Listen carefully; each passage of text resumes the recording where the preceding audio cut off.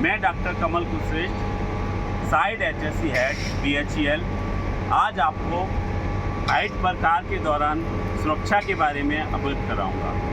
Height पर car के दौरान सुरक्षा बहुत ज़रूरी है और कार करने से पहले ही सुरक्षा की सारी कार्रवाई पूरी की जानी आवश्यक है, जिसमें सबसे पहले आवश्यक है कि जो वर्कर हाइट पर काम करने जा रहा है हम उसका वर्टिगो टेस्ट करवाएं। वर्टिगो टेस्ट यानी कि हाइट पास टेस्ट। हाइट पास टेस्ट में उसको एक ऊंचाई पर चढ़ाकर यह चेक किया जाता है कि वह ऊंचाई पर कार करने के योग्य है अथवा नहीं, या ऊंचाई पर उसको किसी तरह का चक्कर या वर्टिगो या मिर्गी का दौरा तो नहीं पड़ता है।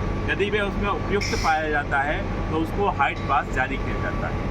हाइट पास जारी करने के बाद काम करने से पहले बहुत ज़रूरी है डेली TBT करना।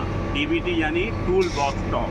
टूल बॉक्स टॉक में हम सूक्ष्म में सारे वर्करों को अवगत कराते हैं कि जो आप जिस ऊंचाई पर काम करने जा रहे हैं उसमें क्या क्या हैजार्ड हैं और उससे बचने के लिए आपको क्या करना है। अब सबसे पहले जब हाइट पर काम करने जा रहे हैं तो ज़रूरी है हम जो हाइट के व्यक्तिगत सुरक्षा उपकरण या PPs हैं उनको पहन कर ही जाएँ।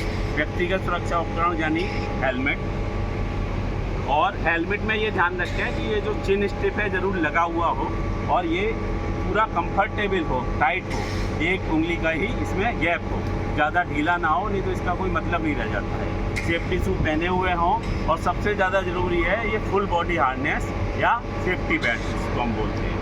फुल बॉडी हार्नेस भी इस तरह पहनना है कि वह कंफर्टेबल रहे, ऐसा ना हो कि बहुत ज़्यादा टाइट हो जिससे हमें काम करने में दिक्कत हो। फुल बॉडी हार्नेस ऊपर पहनते समय ध्यान रखना है कि इसकी लैंड यार्ड ये डबल लैंड यार्ड का होना चाहिए।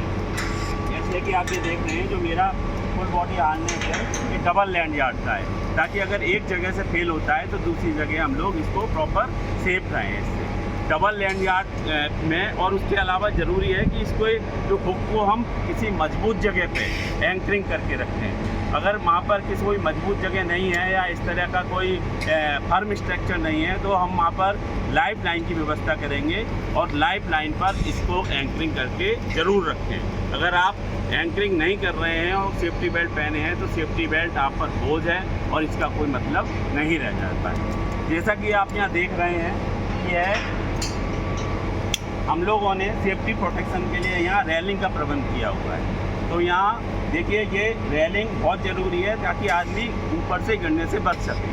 ज़्यादातर जब ऊंचाई पर काम करते हैं तो दो ही तरह का एक्सीडेंट होता है, या तो आदमी ऊपर से गिरता है या फिर सामान ऊपर से गिरता है। आदमी गिरता है तब भी उसका एक्सीडेंट का चांसेस रहता है, चोट का चांस रहता है, और सामान गिरता है तब भी वो किसी व्यक्ति के ऊपर गिर सकता है और चोट का चांस होता है। तो जो हम लोग रेलिंग लगाए हैं इसका ये टॉप रेल जो करीब 1 मीटर का रखते हैं, ये मिड रेल जो करीब इससे आधे मीटर का रखते हैं, और ये टो गार्ड जो 15 सेंटीमीटर का होता है। ये टो गार्ड जो है ये इसलिए ज़रूरी है ताकि कोई लूज मटेरियल या लूज बोल्ट है, कोई लूज मटेरियल है, वो नीचे गिरकर किसी के ऊपर ना गिरे और उसको चोट ना लग सके। दूसरा बहुत ज़रूरी है जब हम हाइट पर काम कर रहे हैं तो हम इंश्योर करें कि सेकेंडरी फॉल प्रोटेक्शन का यूज कर रहे हैं। Secondary fall protection means safety net.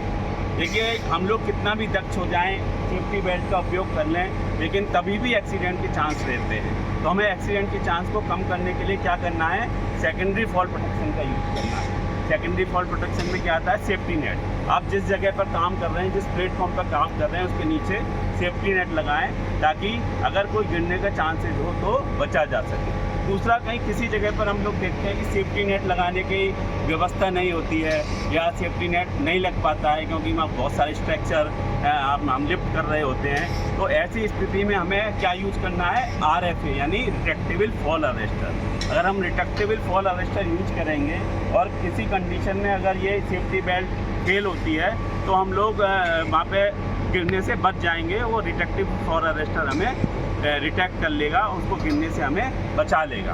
तो सभी से निवेदन है कि हमारी सुरक्षा, हमारी लाइफ, हमारे परिवार के लिए बहुत ज़रूरी है।